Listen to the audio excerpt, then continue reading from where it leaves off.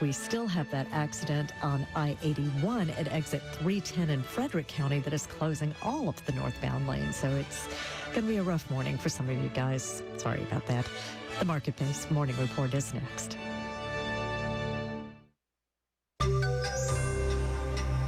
We'll update this baby formula shortage.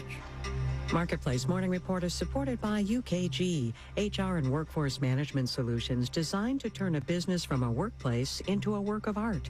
UKG, our purpose is people. I'm David Brancaccio. A major formula manufacturing plant in Michigan, just in from the Indiana border, reopened this weekend. It had been closed for months amid contamination concerns. That plant is back online and that'll help the nationwide shortage, although Abbott Nutrition says it could be 3 weeks for the product of that factory to actually get to customers. Right now, it's many vacant shelves, with the normal supply down by 75%, according to the analytics firm Data Assembly. Here's Marketplace's Samantha Fields. So far, efforts to alleviate the shortage don't seem to be making a noticeable difference. Not for Dr. Molly Markowitz's patients. On a daily basis, families are really struggling to find formula. It's scary, it's stressful. Markowitz is a pediatrician at the Fairhaven Community Health Center in Connecticut, where most of her patients are low income and many are Black or Hispanic. She says while all parents who use formula for their babies are feeling the shortage, the families that are struggling the most are families who experience economic hardship. Right now, the only way to find formula in a lot of places is to drive around to check multiple stores and scour the internet. But Markowitz says not everyone can do those things. You know, they can't afford the gas, they might not have a car. This is particularly true of those that are in rural America. Clifton Keenan Jr. is a nurse and lactation consultant in rural Pennsylvania. There's significant disproportionality that affects rural Americans and communities of color. We've got to start with the disparities that we see in breastfeeding. Black and Native American parents are less likely to breastfeed when their babies are first born than white, Asian, or Hispanic parents, according to the CDC. They're also less likely to continue breastfeeding after 6 months or a year. So when we think about who is most seriously affected about this, we have to think about the inequities that we've already seen COVID reveal in terms of food insecurity. Geraldine Henchy at the nonprofit Food Research and Action Center says many of those same racial and socioeconomic inequities are compounding again. And there are additional challenges now for low-income families that get federal benefits called WIC to buy formula. Over half the formula that is bought in this country is bought through WIC. Parents with WIC are usually limited in what brands of formula they can buy. Early on in the shortage, that meant when those brands were gone, they didn't have any options. Most states have loosened those restrictions, but parents still can't use WIC to buy formula online. And when you've seen the stories about how parents are trying to find formula, buying it online is one of the key ways that they have actually done it. And so that's a serious problem. As long as there's still a shortage, Henchy says, taking away that barrier would make a big difference. I'm Samantha Fields for Marketplace. The Commerce Department is closer to a decision on lifting some U.S. tariffs on Chinese imports to help lower prices for consumers. President Biden's been talking about this, and there were more details over the weekend. Marketplace's Nova Safo is here with those. And David, a reminder that tariffs are a tax on imported goods. They often raise prices for consumers, and the Trump administration imposed tariffs on hundreds of billions of dollars of Chinese-made goods. The Biden administration has left those tariffs in place. There reportedly has been a lot of internal debate in the administration about that. And these latest revelations on lifting some of the tariffs are coming from Commerce Secretary Gina Raimondo. In an interview on CNN yesterday, she gave some indication of which tariffs might go and which might stay. Steel and aluminum, we've decided to keep some of those tariffs because we need to protect American workers and we need to protect our steel industry. That's a matter of national security. There are other products, household goods, bicycles, et cetera, and it may make sense, and I know the president is looking at that. Meanwhile, Nova, there are reports I'm seeing that tariffs could be lifted for a while on solar panels, maybe even today. Yeah, this has to do with products coming in from Cambodia, Malaysia, Thailand, and Vietnam. The Commerce Department is looking into whether they're actually Chinese products, which means they're circumventing tariffs. U.S. solar companies have been concerned about this, so the administration is reportedly pausing tariffs from those 4 countries for 24 months. Nova, thank you. Let's do the numbers. The equation. China loosening COVID restrictions now signifies more factory output, suggesting fewer supply bottlenecks, implying less inflation, cheering stock market participants. S&P futures are up 1.2%, NASDAQ futures up 1.6%, Dow futures are up 294 points, 0.9%. The 10-year interest rate is up at 1.98%. Does it crack 3% this morning again? I'm watching. Marketplace Morning Report is supported by Athena Health, creating connected healthcare technology designed to improve patient outcomes and increase efficiency of healthcare practices and organizations at athenahealth.com. NBA Finals underway. The Golden State Warriors evened the series at one game apiece after beating the Boston Celtics last night. And Celtics head coach Ime Udoka is one of the coaches that helped the NBA break a barrier. After a recent round of hiring, half of its 30 teams will now be led by a black head coach. Marketplace's Savannah Marr reports.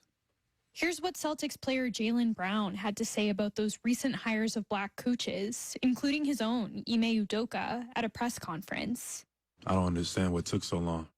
Close to 3/4 of NBA players are black, and recently they've been able to speak more boldly on this issue, says Keetra Armstrong with the University of Michigan. We're at a different cultural pulse in our country. She says the league has also been getting pressure from sponsors.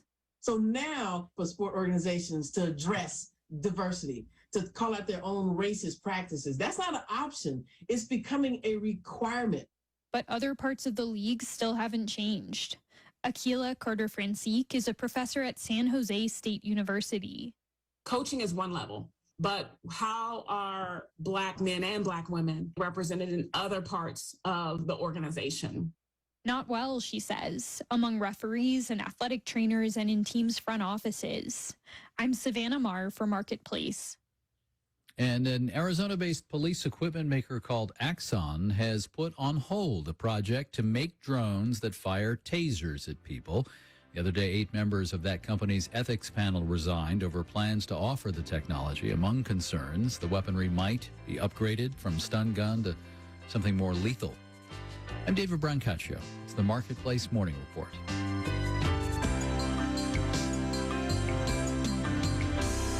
From APM, American Public Media. On the next Fresh Air, WNBA basketball star Coach Dawn Staley. She won Olympic gold medals as a player and coach. Also, the author of the new memoir, They Said They Wanted a Revolution, by the daughter of Iranian activist.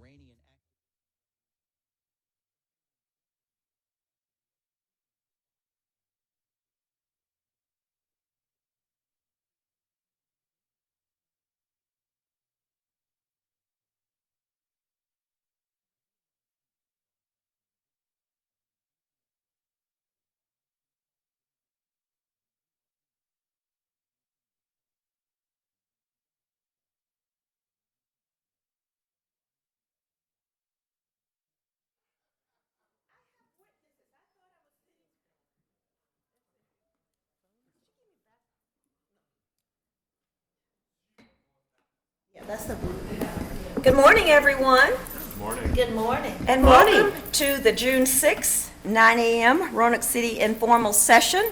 Mayor Lee is running just a tad bit late, but we can go ahead and get started, and I'll ask our deputy clerk to please call the roll. Vice Mayor White Boyd. Present. Mr. Bestpitch. Here. Mr. Cobb. Here. Miss Moon Reynolds. Miss Price. Here. Miss Sanchez Jones. Here. And Mayor Lee. A quorum is present. So I just want to welcome you all again. Thank you for coming. Just for your information, our council meetings will be televised live and replayed on RVTV Channel 3 on Thursdays at 7 p.m. and Saturdays from 10 a.m. to 5 p.m. and video streamed through Facebook Live at facebook.com/RoanokeVA. Council meetings are offered with closed captioning for the deaf and hard of hearing. A communication from Mayor Lee requesting council convene in a closed meeting to discuss vacancies on certain authorities, boards, commissions, and committees appointed by council pursuant to Section 2.2-3711A1, Code of Virginia, 1950, as amended. A list of the current vacancies included with the agenda for this meeting. I need a motion. Move. So moved. Clerk, would you please call the roll? Vice Mayor White Boyd, Aye. Mr. Bestfitch, Aye. Mr. Cobb, Aye. Ms. Moon Reynolds, Ms. Price, Aye. Ms. Sanchez Jones. And the motion passes. Items listed on the 2 p.m. council docket requiring discussion, clarification, additions, deletions to the 2 p.m. agenda. Do we have any discussions about that? Anything? There is one item on the 2 o'clock agenda. We had advertised in the agenda that, I'm trying to find the right item, sorry, that we would be doing the item for the HUD public hearing, which is not going to take place, so that will take place in July, at your first meeting in July. So it won't be this afternoon? Correct. Okay, correct. good. Thank you. Well, not good, but okay, fine. Yeah, exactly. Okay, fine, thank you. Thank you. And we'll go on to our briefings. We have quite a few, so we'll go ahead and get started. I think I'll call on our city manager, Mr. Cowell, to go ahead and get us started. Looks like we have about 6. Madam Vice Mayor. Yes. I think we also have comments from members of City Council, and I did have a comment. Oh, do we? Okay, you do? In the fall of 2020, it was brought to my attention that there's a very inappropriate plaque, a large plaque, on the abutment on the Campbell Avenue side of the north building. It's on the left side as you're going up all those steps, and it refers to the erection of Fort Mason near Crystal Spring, one of 14 forts maintained by the state of Virginia to guard the frontier from hostile Indians in 1756, and the massacre of pioneer settlers in the Roanoke Valley by the Delaware and Mingo Indians in 1764. I'd say this was brought to my attention a couple years ago, and I thought at the time that perhaps it would be appropriate for us to develop some interpretive signage to put next to the plaque, because the hostile Indians were simply trying to maintain the lands where they had been living for generations and generations. I have never been able to find any reference anywhere to a massacre of pioneer settlers in Roanoke Valley in 1764 or any other year. And the Mingo Indians never really lived in this area. They may have passed through this area on their way from further northeast into the Ohio Valley. But anyway, the whole thing just seems very inappropriate these days. I contacted someone at the Department of Historic Resources at their office in Salem.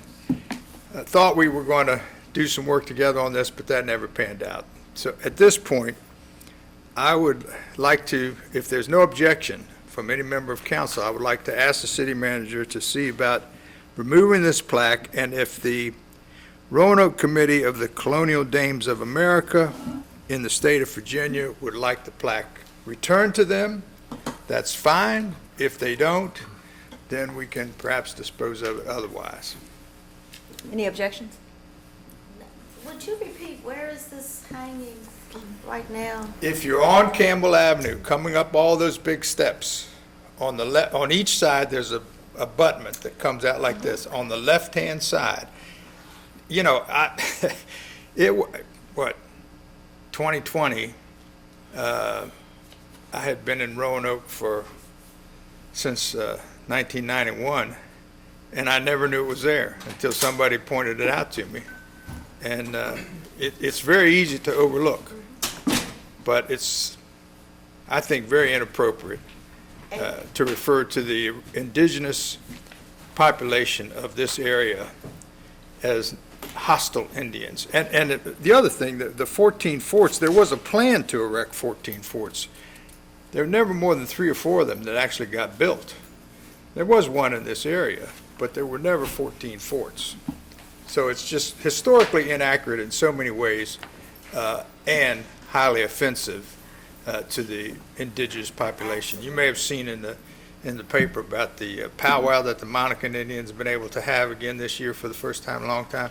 we need to celebrate and honor those people as well as everyone else in our area, and I just think this plaque should be removed. I didn't hear any objections, so I guess we'll refer that to Yeah, and what Mr. we'll Calvin. do is I'll report back to you all either through my weekly report or at the next council meeting as to kind of what we've learned about its removal And and how stuff. we- So, yep. Thank you. And Mayor Lee is here. Welcome, Mayor Lee. Good to see you. Thank you. I thought I could sneak in the door. No, sir, no, sir. We're handing the gavel back to you, and right now we're at, we're going to call on our city manager to go ahead and start our briefings, Mayor. Thank you. Yeah, and we have a number of briefings, as was mentioned. Most of those deal with code amendments, and as has been our practice, before we ask for action on those items, we'll brief you on those items and be able to take any questions that you might have, and then we'll come back at subsequent meetings for actual action. However, our first briefing actually was sponsored by a couple of council members, and that is a presentation by the leadership Roanoke Valley. So I don't know if somebody that sponsored it wants to introduce this item, and then we kind of go from there. So, thank you. Glad to do that. Well, good morning, everybody. It's my pleasure to welcome the Transportation and Equity Cohort from Leadership Roanoke Valley. They just completed this year's, what do you call it, experience. And I'm going to let you all say a little bit more about the overall experience and how your cohort fit in. I think there were 5 cohorts, is that correct, that focused on different areas of leadership, really taking a closer look at our community, researching, understanding, meeting with people in the community. But I thought it might really be beneficial for council to hear the work that this group did on transportation and equity, since that's a growing and emerging area of focus for our city. So I'll invite you all to come forward now and share your presentation.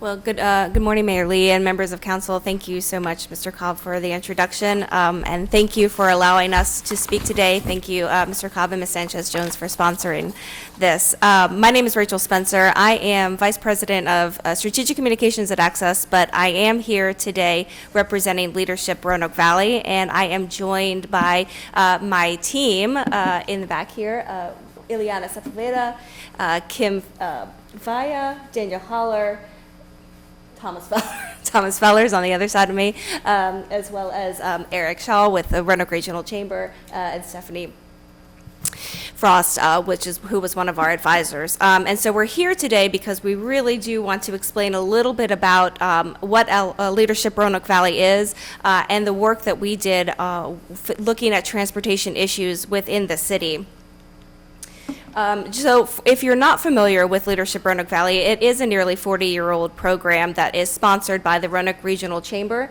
And the purpose of the program is to bring together new and emerging leaders to look at various issues that are facing the city of Roanoke, as well as the Roanoke region in its entirety.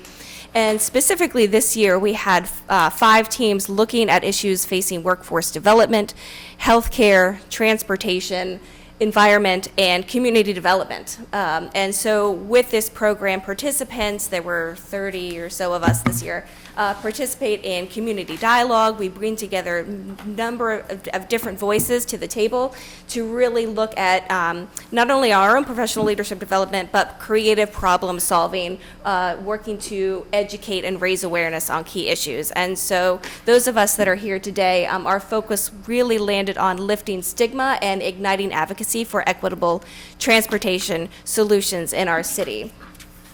And we came to that. This is a quote from one of our presenters, Decca Knight, who's with SERVE. I think many of you know her. When we learn about our collective past, we understand the present so that we can make decisions about our future.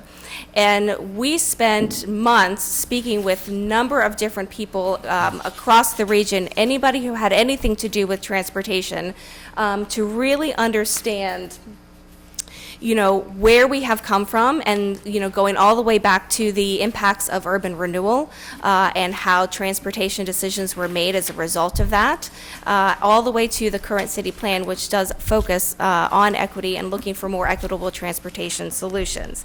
And we really learned through that all of the different ways that as a community we are excellent at moving cars, but not necessarily people. And so we really came to that as a focus for our team, and we work to educate. So what LRV does is each team puts together a program for the rest of their cohort, and they bring together community leaders, or they put together activities to really bring to life the issue at hand. And so on our program day, which was held in March, we really worked to accomplish 4 key objectives, which was explaining transportation inequities and the current state of transportation. So where have we been, where are we now, and how do we move forward as a community to look at ways to improve and make things better. Really bringing home the impact of what inequities in transportation look like, especially for neighborhoods that are cut off perhaps historically, or where they don't have access to the same kind of transit equities that other communities have. Really engaged our group in dialogue about, through experiences, developing that empathy, what they learned, and how we can then move as a community to be empowered to advocate for these issues moving forward. And so as you can see, we brought together a number of different leaders in the community. Ms. Price was on a panel, Mr. Cobb was presenting, and the purpose of that was to make sure that we had many voices at the table, all together, talking about historically what do we need to remember in order to make positive change for the future. And with that, I'm going to turn it over to my peer, Thomas Fellers, to talk more about the takeaways from that day and what we really want you as members of council to hear and understand about our experiences. Rachel, thank you for kickstarting the session here. As Rachel indicated, my name is Thomas Fellers. I serve as a real estate agent with MKB Realtors in Roanoke, and I'm a proud resident of Roanoke City, and also a proud participant and recently graduated LRV alum. The next slide, I want to share with you a little quote from a guy named Marshall Stanley. Marshall is one of my teammates, our teammates at LRV, and I think he missed his calling as a motivational speaker and self-help guru, but we're gonna use this quote. He says, "Equity comes from empathy, and empathy comes from experience." It's profound, it's simple, and it was sort of a template for what we wanted to get into for our sort of immersion day activity. Equity comes from empathy, which comes from experience. Marshall Stanley. Thank you, Marshall. This next slide is a little snapshot of basically a 2.5-hour immersion experience that was, we have to give credit, the brainchild, Ileana in the crowd here, I think we all know, was very pivotal in sort of generating this activity. And we don't have time enough to get into the mechanics of everything that we did that day. But in essence, what we wanted to do was challenge everybody who was in the room that day to utilize ways of mobility in our city that do not depend on personal transportation, right? How do we get to where we need to go for entertainment, health, education, leisure, family, work? How do we do that if we do not have a personal mode of transportation? This immersion activity challenged everybody to experience that in a very real way. And there were some fun incentives built in, right? And some point systems that were awarded for those who accomplished various tasks. And we had some wonderful takeaways from that day. In fact, some takeaways I'll share with you. We have a survey that goes out for every program day, and the survey generates some feedback from those who were part of our day. And I'll just share a few quotes. I don't know who wrote these quotes, but they were part of the day. One person says, "It is amazing how when you are taking public transportation or walking, you notice much more going on in your community and are more connected and willing to interact with others compared to mindlessly driving from point A to point B. Another says, I was made more aware of the hardships citizens face when transportation is not easily accessible and efficient or reliable. One other says, the experience from the program day will certainly make me think twice about my own personal mode of transportation and the choices I make. This one is less of a cheerleadery quote, but I'm going to share it anyway. The overall activity made me feel very uncomfortable. We arrived at the station as this huge group of people who were clearly not there to ride because we needed to. It felt disrespectful to those who ride the bus every day out of necessity for whatever reason. Taking selfies on the bus, getting to know a rider or the bus driver felt disingenuous and rude, like we were mocking them, even though that wasn't the case. The fact we were doing it for points also made it worse. I think that quote is helpful because it's really important in revealing how we go about activities that are community related, and there are always ways to improve and learn from the manner in which we do it. The quote also, perhaps unbeknownst to the actual correspondent, reveals an implicit bias that associates mainstream transit with poverty, which is something that we want to destigmatize and disrupt in a healthy and productive way. So the next one that we got into was calls to action. So probably this is just a quick, these are some quick calls to action that we wanted to give, but I wanted to share a quote about action that I just came across yesterday, and it's this: only through sustained attention to the world and others can we locate the sources of oppression and how they ripple across our lives. But if thought does not lead to action, there is no need to have bothered thinking in the first place. Our existence is established by our actions. And that's from Simone Weil, early 20th century activist, philosopher. So we enumerated some things for people to engage with, and some of them we've kind of done as a team already, and we want to let that be a springboard into other opportunities to engage and be a part of a collective effort to improve transportation equity. Of course, if we're creating change and changing minds, then I think that's a very fulfilling and purposeful type of way to engage, and LRV's program helped incubate that for us. And you know, we leave from this program prioritizing equitable transportation solutions, utilizing non-vehicular transportation when possible, continuing to expand public transit services, facilitating economically beneficial partnerships that enhance business and private citizen opportunities through transportation. These are just some key nuggets from the day that we want to keep alive, and we want to keep on the front burner with those who are in business and municipal roles and leadership roles. And we want to address the ongoing impacts of urban renewal, which is intricately connected to that, as Rachel alluded to in part of our day. So anyhow, engage new leadership with questions and conversation across city issues.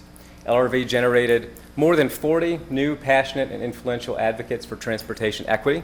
It's not just the people who were sitting behind me, but many who left that day motivated, interested, and intrigued. So without any further comment from me, we'll toss it back to the council. Thank you. We'd love to answer any questions that you have. I think what we're really excited about is the opportunity to continue to share the impacts of our day with each of you, and to let you know that there's a forum of people ready to engage with you all as council. Questions on about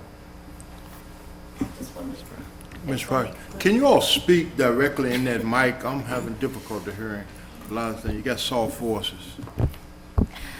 Certainly, we were just wanted to make sure that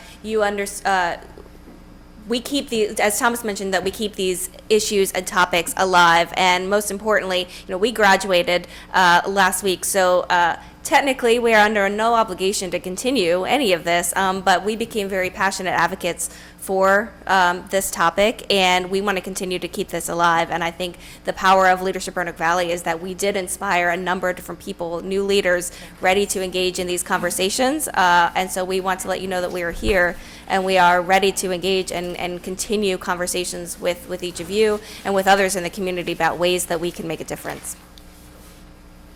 Thank you. I just want to say thank you. I'm pleasantly surprised and delighted that you guys are here to give this presentation. And so it gives me an opportunity to thank you for the invitation to sit on that panel on transportation.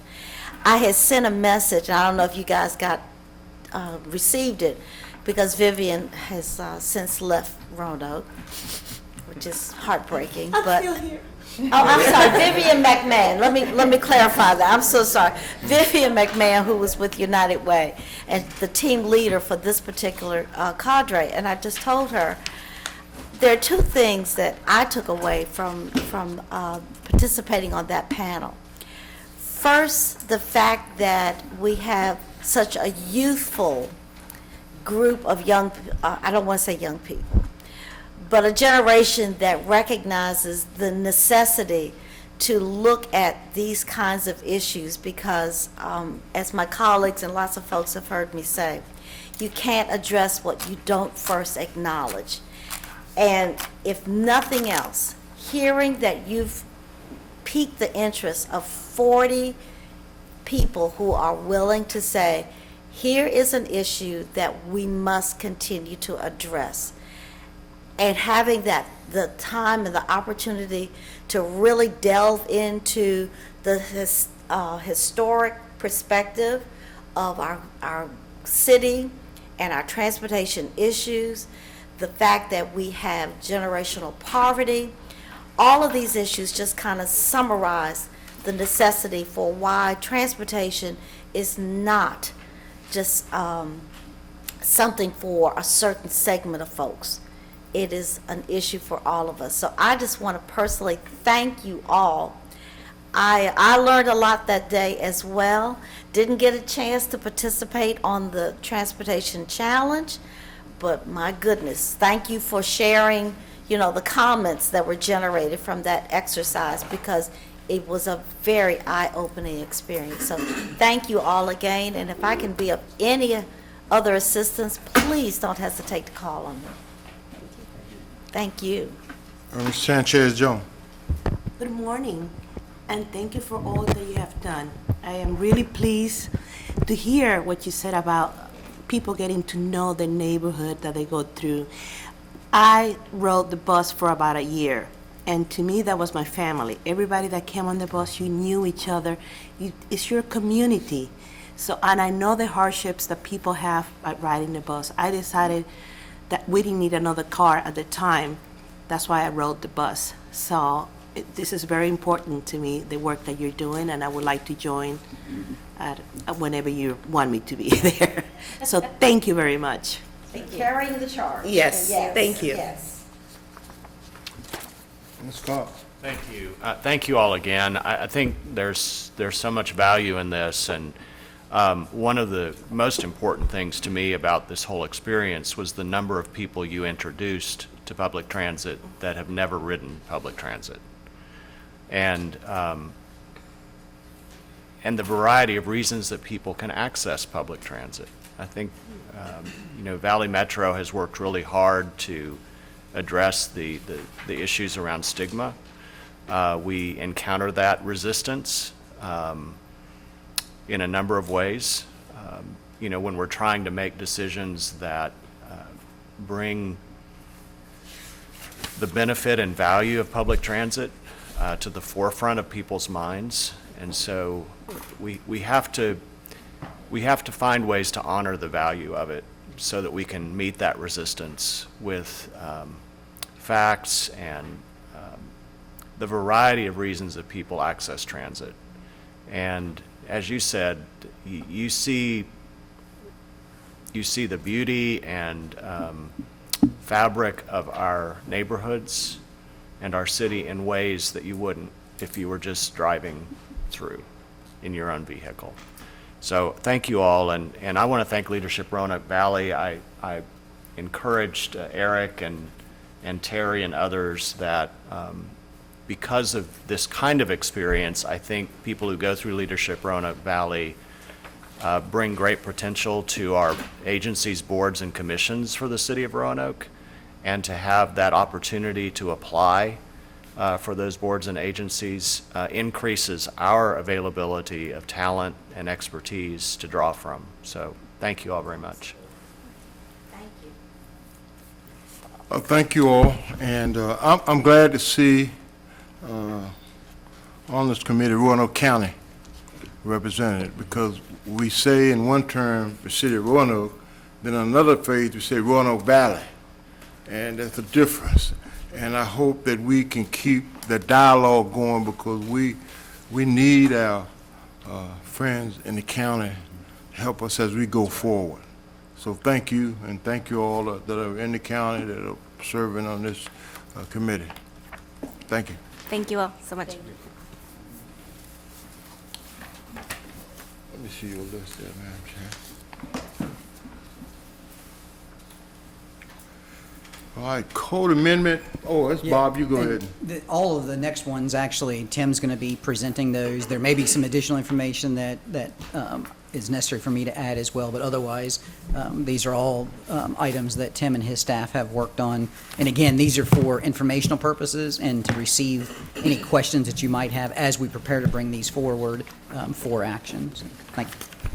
Thank you. Good morning, Mayor, members of City Council. In fact, this is intended to be a conversation with council as we go through this. So please understand that there are especially two items that I believe are written in a way they're not intended to be accepted just as is. They are a recommendation, or they're drafted in a way to spur conversation. So if we can start with the one that's going to be the most intensive, and that is going to be proposed amendments to our personnel sections of the city code. And you've gotten kind of my overview letter, but if I can go into, really there are three major areas that we're looking to amend as we go through there. This is, in general, understand as we go through any code amendment, we're looking to make the language of our city code more modern, so that when we address issues where gender is raised, we're trying to make it gender neutral.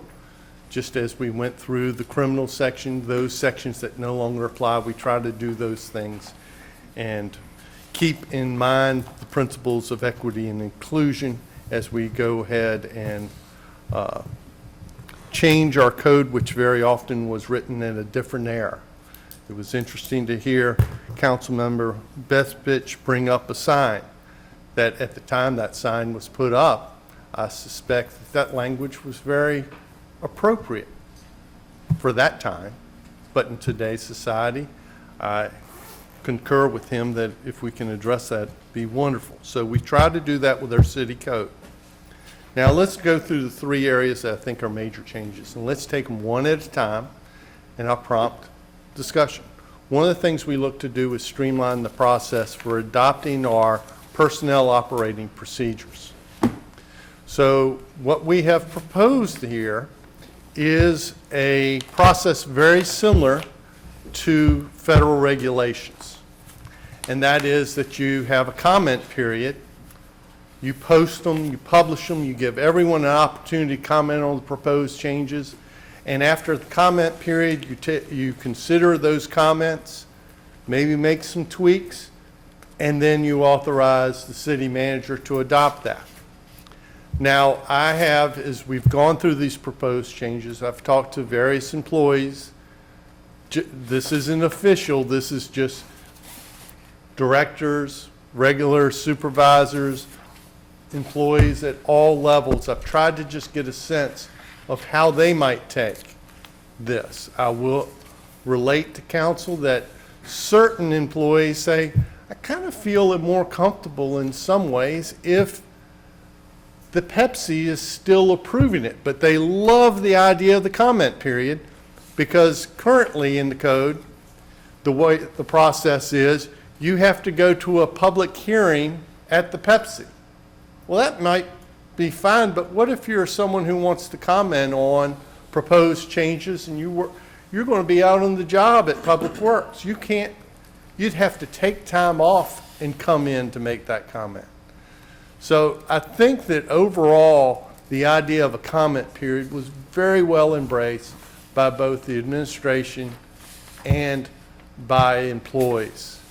I worked with HR director, whoops, you're over on this side now, Angela Vernon, and we've gone through these, and she would like to have a streamlined approach. She, I think, embraces the comment period, but she doesn't shy away, and please, I don't want to speak for you, she doesn't shy away from the use of the Pepsi and approval by the Pepsi board. So, to prompt conversation, how would council like to see this?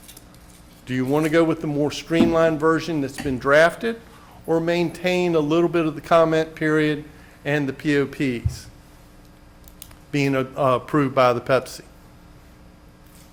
Mr. Mayor.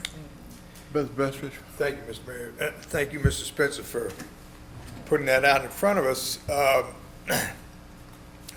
As far as the comment period is concerned, would people have the opportunity to submit written comments? Yes. As well as attend the hearing? I mean, if you can't get to the hearing for whatever reason, Yes. you can still submit written comments. Yes, and as we've gone through recent periods, Ms. Vernon has embraced that, and we've done that, and she got a great deal of comment. Great, wonderful. It was very well received. Well, the second part is, currently, these type of things have to be approved by the commission. Yes. If the commission is no longer has the authority to approve or disapprove these types of things, what is then the main function of the commission? They still would provide comments as well, because they would be reached out to individually, asking their expertise. Plus, remember that they serve not only for review of our POPs, but they are our primary final hearing step of the grievance process. So that wouldn't change? That would not change. None of that would change. And this proposed change still requires their input. So I guess it sort of puts them in the same position as the Planning Commission. The Planning Commission can view an application and recommend approval or disapproval, but they don't have the final decision to make on something like that. Correct. Thank you, Mr. Mayor. All right. Vice Mayor? Thank you, Mr. Mayor. I just have one question. Ms. Vernon, you said you got feedback from different parties. How did you do that? Did you get it from? So I just want to make sure you've already gotten some input, rather, so we're not duplicating our efforts here. Yes, ma'am. Back in March, we did send out our draft policies and procedures. No, that's okay. So back in March, we sent out our draft policies and procedures to all employees for their review, and we've provided them a 30-day window in which to submit their feedback to us via email, sending it to our primary inbox that we have. And what we've done is we've compiled a spreadsheet to incorporate to review all of their input and feedback that they've provided with legal. Okay, good. So we have had that period already. Do you think you had a good participation as far as feedback from the employees? I would say so. I think that, certainly there's some things that employees have really embraced and they're very excited about. We've introduced some new policies, such as our mental health and well-being leave policy. So that's been well received, along with a shared leave bank, which is new. So I think it's been a cross-section of feedback that we've received from our workforce. Okay, good. Thank you. You're welcome. And I just want to thank Ms. Vernon for embracing this. This was a concept and an idea that we discussed, but she took the extra step of going ahead and trying it before it was actually approved, because more input is never bad. So I just thank her for embracing that whole concept and idea of getting comments from our employees. So we pretty much answered your first question.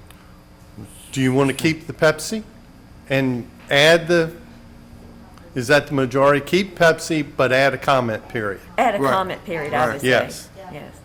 All right. The next major area that I do think that, because we have I think, especially this strengthens the process of our POPs, is currently our leave policy is codified. And I would like the other major change is to remove that from the code and have people actually go to our policies that address that issue. For example, you heard Ms. Vernon say that we're adding mental health leave and a shared leave bank. Now, the idea of a shared leave bank is in our code, but we'd like the details to reside in our POPs. So we would ask that we keep it broad in the code that city manager shall establish a leave policy, but take out that detail, because every time we tweak something, we would have to go in and do a code amendment. I'm seeing heads nod around Yeah, that makes sense. the dais. Yeah. And then a similar thing with public safety schedules. We actually have in here the detailed schedules that a firefighter, for example, must work. Well, that's usually a part of policy. And so if we take it out of the code, because by being in the code, what if a firefighter, for example, says, wait a second, when you put it in the code as an ordinance, it's a law. And what if a firefighter says, wait a second, I worked a schedule different than that's set out in the code, even if it was unique for that 1 week because of an emergency situation? Would we then give rise to that firefighter having a lawsuit against the city?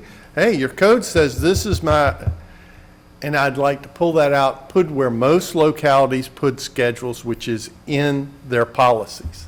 So I think this is more of adapting us to a best practices that's used around the Commonwealth, and remove that from the code, give the authority again to the city manager to establish a code, and that'll be set forth in our POPs. Ms. Price? Yeah, quick question. Yes. As with the previous issue, have you gotten feedback from firefighters or the Firefighters Association just to get Have not gotten that directly back from them. I did talk with fire administration people who were Well, fine, that would be but I appropriate. did not go down to, I Well- would love to talk to several folks. Well, that's to my point. I'm just Okay. trying to make sure that, the appropriate entities have been approached on it. But certainly if administration has been asked for their feedback. Right. I've talked with several, and they were supportive of the idea that is Okay. kind of the best practices. That answers my question. Yes. Okay. And as far as the leave and talking to employees about that aspect, the majority of employees never knew that leave policy was in the code. They go, I go to the POPs to see what, because there's a great chart there under our leave policy. If after you hit so many years of service, you get more leave, and everyone wants to look, okay, I'm at that 5-year point. Do I get a little extra bump of 2 more days a year? So that's where they go and find that. Thank you, Mr. Mayor. Mrs. Spencer, so if we take it out of the code, if there are any modifications that are required, who would be responsible for doing that? The city manager and personnel? City manager personnel with the Pepsi approval. Okay. So we do get that check and balance. That's another reason why I'm glad you all went to keeping the Pepsi, but then also having that public input, that comment period. Okay. I think that helps. Okay, thank you. And those are the major changes that I have in these particular code sections. on personnel. Are there any other questions before we move to the next item? Okay. Mr. Mayor. Ms. Carl. Jim, are there, I know you mentioned a couple additions regarding the mental health and wellness and the shared leave. Are there other new programs, or not programs isn't the right word, are there other new additions that it would be helpful for us to hear about? And that's one reason why Ms. Vernon is here. She's worked very hard to come up and update a lot of our policies. I just have to tip my hat to her. I think she's done a wonderful job. And I'm not going to even try to hide my bias on how enjoyable an individual she is to work with. Thank you, Tim. He's very generous. Certainly, so in addition to the mental health and well-being leave, and just to share with you, that affords employees 3 days that they can use in a fiscal year to care for themselves, for self-care, or for any type of mental health issue that they may be experiencing, and that will be replenished every fiscal year. So it's not something that rolls over, it's something that is provided to them at the beginning of each year. I already shared with you the Shared Leave Bank program, and that membership would require an employee to contribute 1 day of their own personal leave in order to be a member of the bank. They would be subject to assessments on a quarterly basis. So at most, they may give 4 days within a fiscal year. And so that's the other program that we have. We've also introduced preventing workplace violence. That's been something we've been working on for a while. So we're excited to have that also incorporated. And there's some really, and in addition to that, not necessarily new policies per se, but we do have some increases such as your use of leave. We've increased that accrual amount for our new hires. So folks coming in the board, in the organization, would accrue 12 hours a month versus 10 hours. So we've increased that. As well as when you're utilizing your extended illness leave, generally you can use up to 80 hours to care for a family member. So we've extended that upwards of 160 hours. So we've practically doubled that. So those are some of the highlights, I would say, as far as new policies that we've introduced. Certainly, we tried to ensure our policies are in compliance with federal law and made some updates. And as Mr. Spencer and I have talked before, we don't see this as a completion. Once we do have our policies approved and we move forward, we do want to revisit our policies again and start seeing if there's any other additional enhancements that we could make. Any other questions? Thank you, that's very helpful. And Sure. I would love to later just get a copy of the preventing workplace violence effort. Absolutely. Thanks. And that does include anti-bullying portion, which is new to our POPs. Thank you. My best man. Yeah, just one follow-up, Mr. Spencer. Do we still require the DEI training for new employees? Yes. Okay. Next item is the fee compendium. I know this is the item every member of council was so looking forward to discussing in depth. So much so that it's been since 1995 that we had a comprehensive review of the fee compendium. I did not bring my show and tell, but many of you who have meetings with me have seen it. The current fee compendium in paper form is a notebook about this thick, and I'm not exaggerating. Those who have seen it, it's about this thick, that has been maintained with taking out a piece of paper and putting in a piece of paper. It's cumbersome, and that's a polite way of putting it. So what we've done is we've worked with finance department, city manager's office, as well as talking to a number of other employees in the clerk's office. And we've proposed an idea, and I have to admit, I stole this idea from planning. When we adopted the comprehensive plan this past year, it was adopted electronically. Well, my goodness, it'd be much easier, given how we are with computers, if we maintained the fee compendium in a like manner. So I want to commend Laura Carini in our office and Leisha Cook went out and talked to every single department. Here's the format, an electronic format. Give us all your current fees. And we gathered those, and we've put it together. And you see when it prints out, it's very small. If you have a magnifying glass, I'm sure you could read it. But on screen, it's much easier to read, more accessible for our employees and our residents who are inquire as to the amount of each fee. And what our goal is what you have includes no new fees. However, there's one little caveat I want to give you. There's an item a little bit later dealing with fire alarms, and if council agrees with that approach, we have asked, and they're prepared, the fire department has the new fees because we're doing away with the false alarm charges, and instead we're going to have an inspection fee for alarms. But we'll discuss that more later. But this one is basically what we're trying to do is go through, let's readopt the fee compendium. We'll get rid of the old, adopt the new in electronic format. It'll still be maintained by the finance department, but we believe that it'll be easier to maintain and easier for our residents and our employees to digest. Hey, what's this fee? Oh, I can just go here and look it up, and there it is, based on each department's charges. Any questions on this one? Mr. Carp. Thank you, Mr. Mayor. Thank you for clarifying the last time this was really reviewed.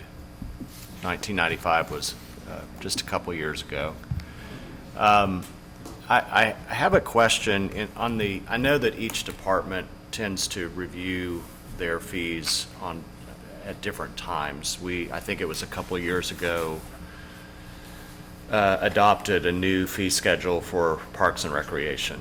But I still wonder, even once a new fee compendium is created for a department, what's the review process we go through for that, especially after, in terms of evaluating how are the new fees being received? Are there issues that have come up since the new fees that, maybe even from an equity standpoint, make it difficult for some organizations to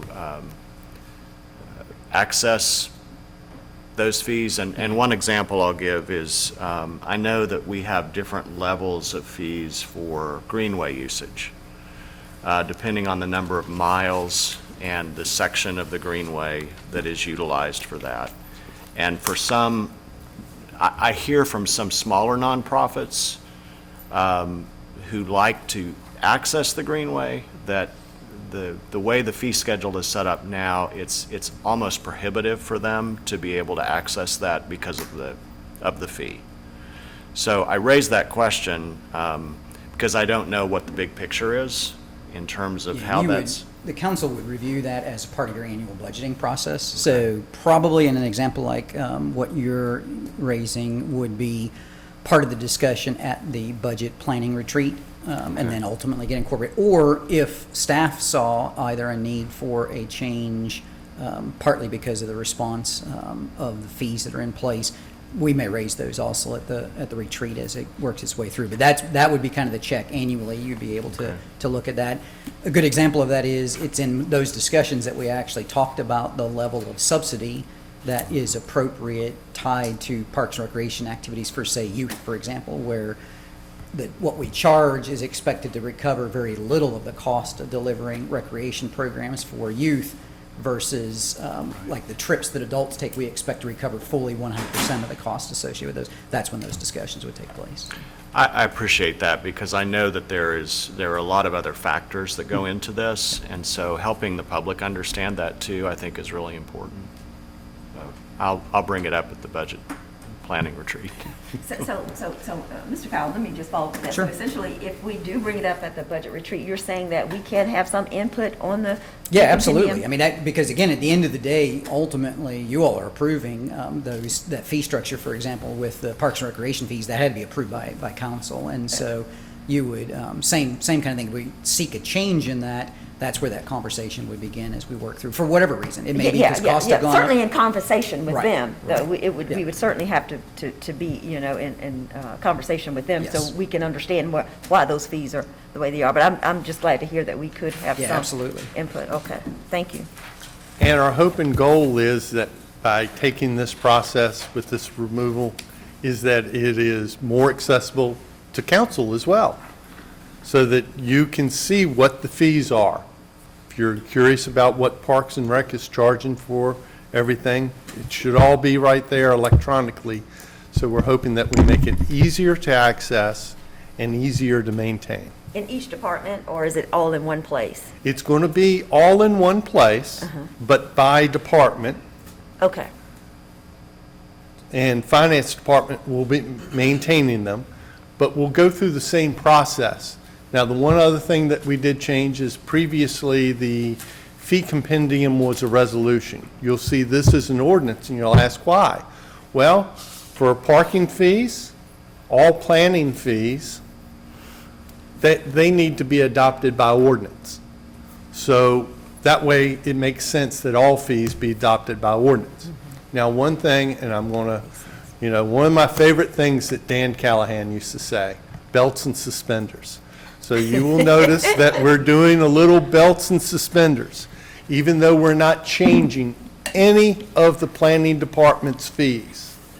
We will still be having a public hearing on that, since adoption of planning commission or planning department fees requires a public hearing, just to make sure they aren't changing, but we're just going through that extra step to ensure compliance with state law. Any other questions on the fee compendium? They're going to get easier from here on out, I promise. Sounds good. All right. Next, fire and prevention. This came about as a phone call from our auditor. After auditing the false alarm program and noticing that currently there didn't seem to be that many going on. And one of the reasons is technology in the alarm business has gotten so much better. We just don't have that many false alarms as we used to have. So then that spurred the question and the conversation with both fire and police, do we really need this any longer? Has technology caught up sufficiently that we can do away with the program or tweak a little bit so that if we're seeing a problem, we can do an inspection fee and then help address the issue? And that's what the proposed changes are. It's doing away with our traditional fire alarm program, false alarm program, and that we think that these better way to do it is administer it through an inspection process. So this one has the support of both the fire and police department. We had input from both departments, and we ask any questions. This is one I think is really good news for our residents and businesses in the city of Roanoke.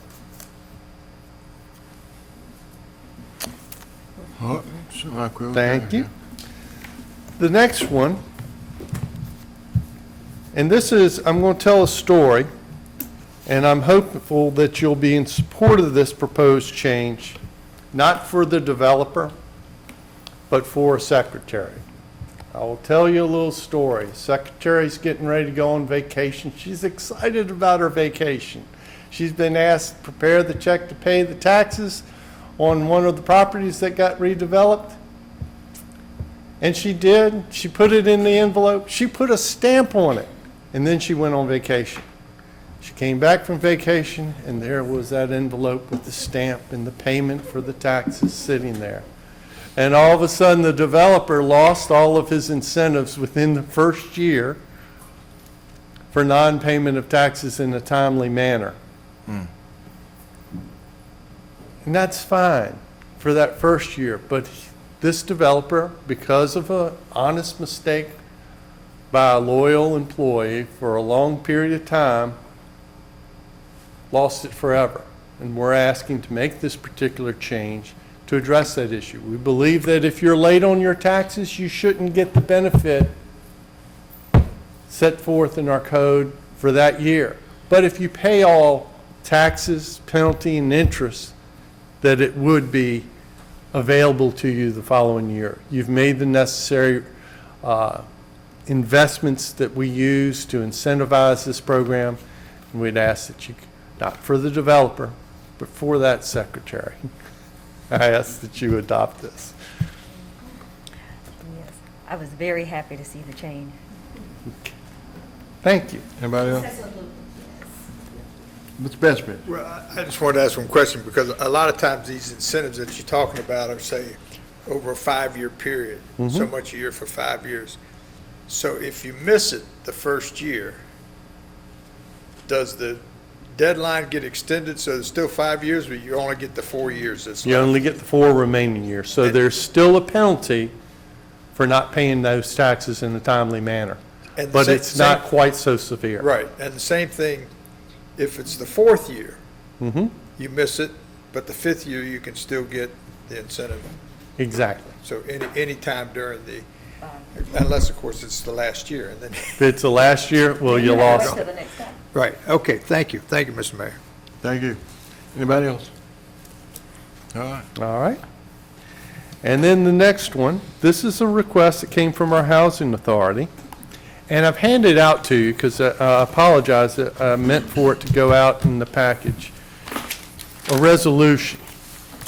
And this one's I'm going to look for comments, because I actually drafted this proposed ordinance in a more simplified version, because to do the next step is very easy. And that is the Virginia Code, which allows for the city to prohibit firearms from certain governmental or properties used for governmental purposes. Also says that any building that is, or part thereof, owned or used by any authority created or controlled by the locality for governmental purposes. Therefore, the housing authority properties would fall under this. And they've asked, in our current code, we do not include any housing authority properties. So in talking with Mr. Loftus, the attorney for the housing authority, I asked him, please have the authority adopt a formal resolution listing those properties.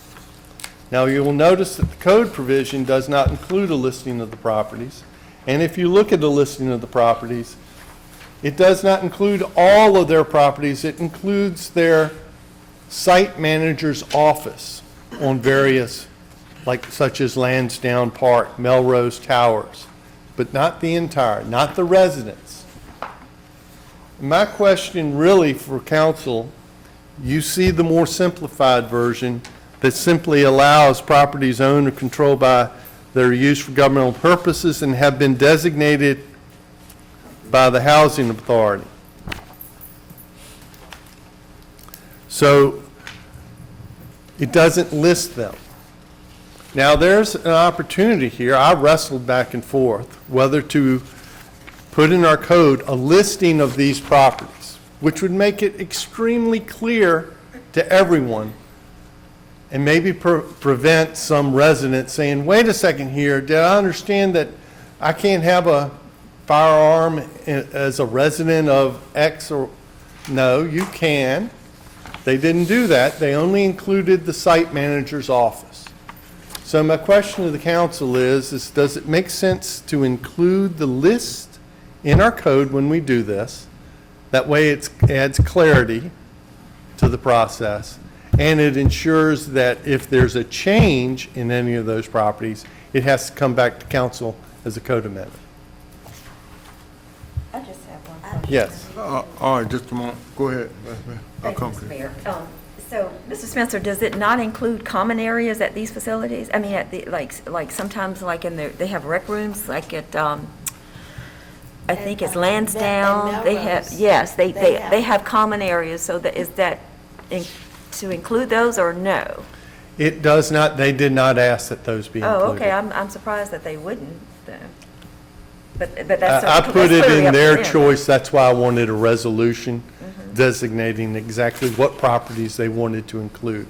Yeah, because, I mean, sometimes we do workshops in there and job fairs, all kinds of things happen in there. Seems like that would have been included, but that's just a personal opinion. Right. I think they might have wrestled with the idea if it is in a common area and someone does have a firearm, how do they get to their apartment without going through the common area? I'm speaking in particular about the, like the rec rooms and the rec centers. Right. The building. The building itself, right. Now, you don't have to go through that to get to your Okay. apartment. But I didn't see it here, and I wondered why they would not have been included with the violence that we see coming out of I some will of be those. glad to reach out to them again. Again, all I asked for was a listing of the properties. And I think the Do you all majority of agree? us would like to see that. Yes. Would like to see it. Yeah, I think we're all in agreement. Yeah, and I got one more.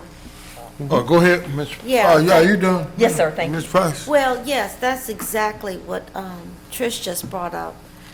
First of all, I was kind of surprised that, and I'm glad to see that this is being addressed, because, gosh, yeah. And then, in addition to the question about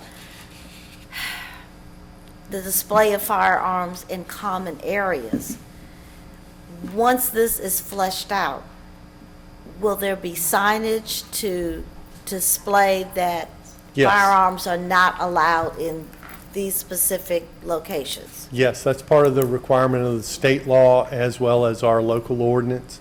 As you came into this building, I'm sure you've seen the sign. And so that signage has been consistent, and we'd ask that they use that same signage throughout any of their properties, so that under our ordinance, that signage is consistent throughout the city. Good, yeah, thank you. I wanted to make sure that was, clear.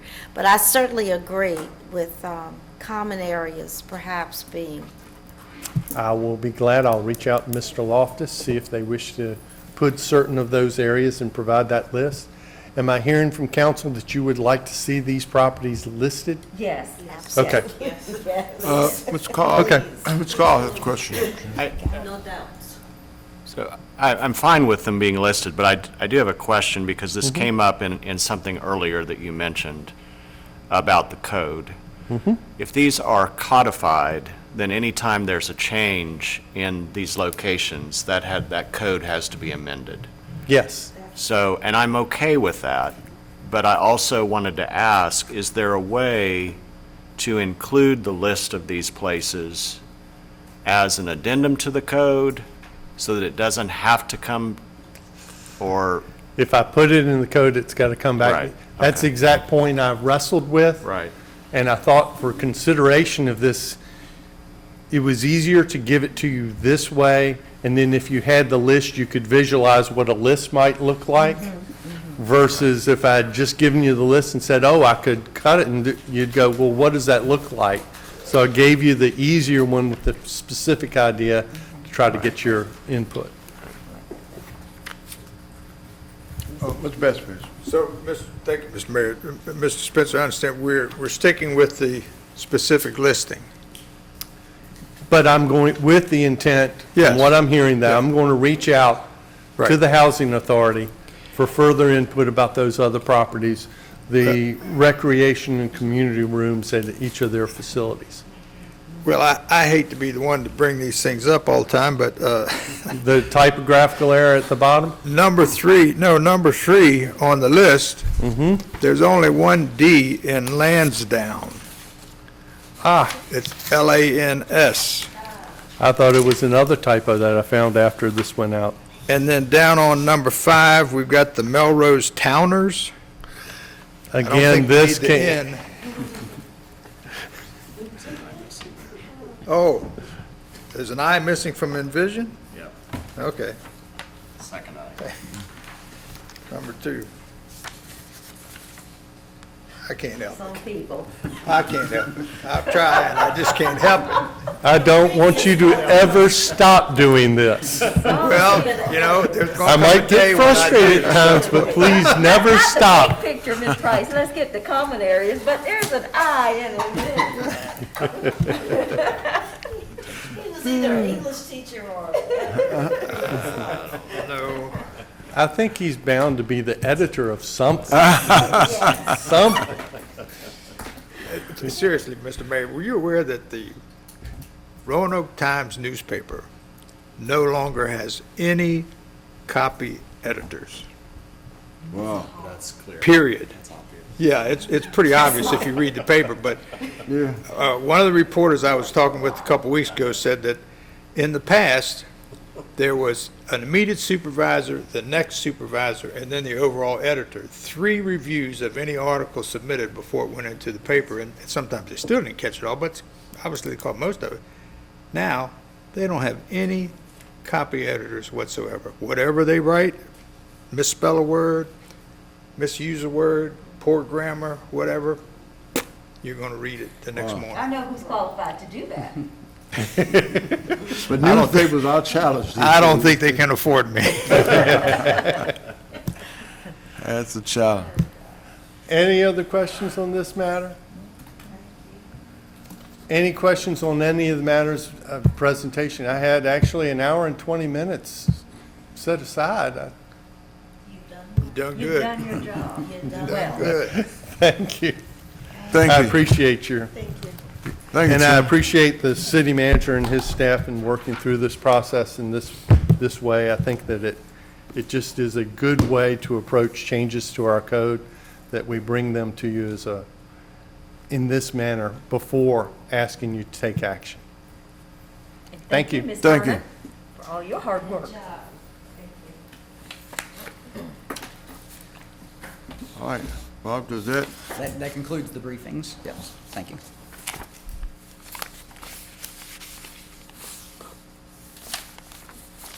Where are my notes here? Gee.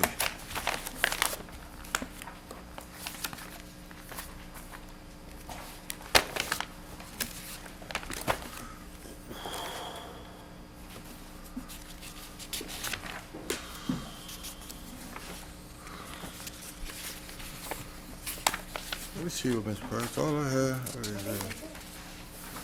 is, okay. That's all I have. I think it's something else, but that's all right. All right then, well, we will stand in recess until the 2 p.m. and we'll go into closed session. Thank you. First up, NPR congressional correspondent Claudia Grisales. Claudia, it's always great to have you on. Good to be on. Thank you. Also with us is Michael Kazin. He's the author of What It Took to Win, A History of the Democratic Party. He's also a history professor at Georgetown University. Michael, thanks for joining us. Thanks for having me. So, Claudia, first, this far out from November.